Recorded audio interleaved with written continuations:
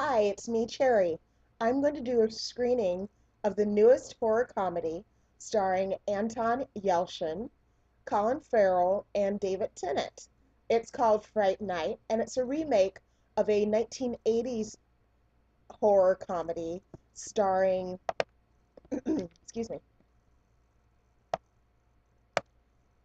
Chris Sarandon, William Ragsdale, and Amanda Bierce.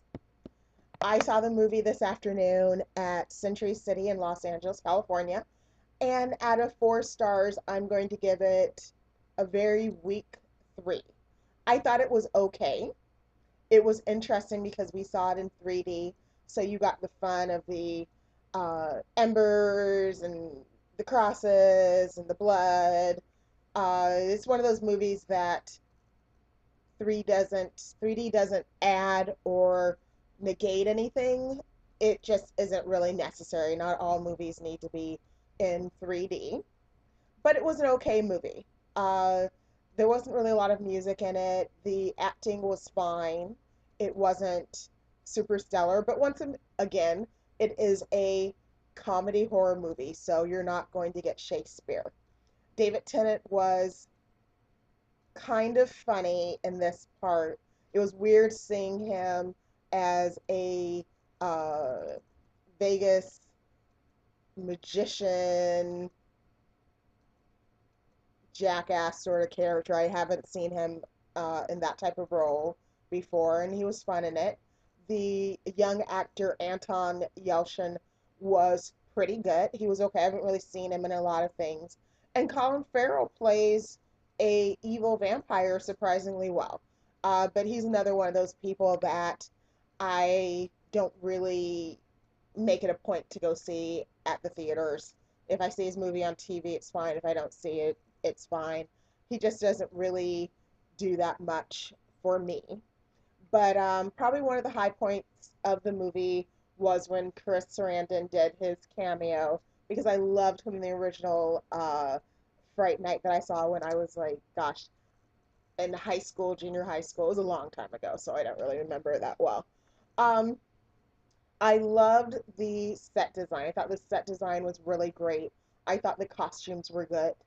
I thought that if you have seen the commercials for the movie, you've seen pretty much the movie, but it was an okay matinee. So if you're in the mood to see a comedy and you're in the mood to see a horror movie and you don't want to pay almost $30 to see 2 movies, just see one that's all blobbed together, which would be Fright Night.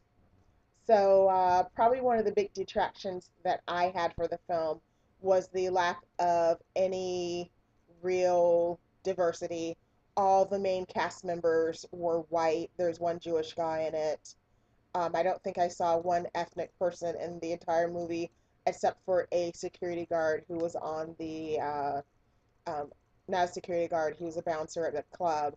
And I think that was pretty much it. And I don't know about any of you, but I've been to Vegas, and Vegas is kind of diverse, in my opinion.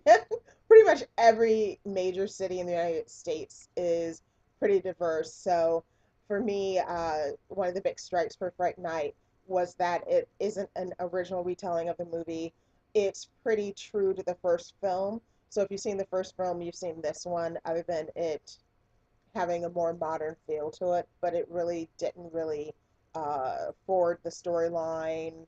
It did do a little bit more background of the vampire and the vampire myth, which was nice, but it didn't really expand on anything, in my opinion.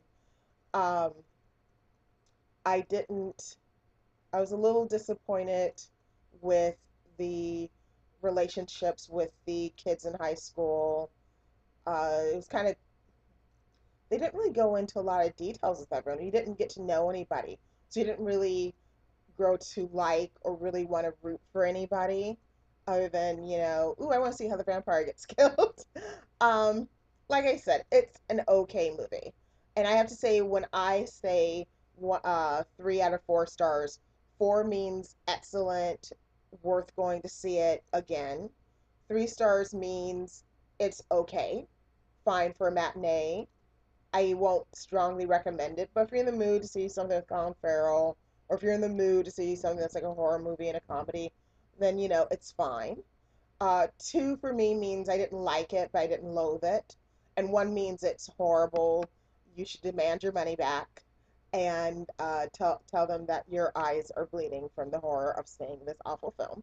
And no stars means that you should write a letter to the production company, the writers, the actors, and tell them that you want your 98 minutes back. So again, I gave this three, which means it's okay, and I can't recommend it strongly. But if you're in the mood to go see a movie and you want to see something during the matinee, I'd see it. I'd see it. I really don't think it's necessary to splurge on the 3D effect. It didn't add to the film. It didn't really make it distinctive. I quote unquote seen the particular effects before. But as far as, it goes, saw it in a matinee, it's okay. It was a nice way to spend an afternoon with a couple of friends. And yeah, so that's my first review. I hope you like it. I hope I went into enough detail. I'll put more information about the actors and the cast in a little blurb that I also plan on writing to include with my review. So the next movie I will be seeing is Crazy Love, and I'll tell you all about that. That I've heard really good things about, so I'm looking forward to it. Thank you. Have a great day. Bye.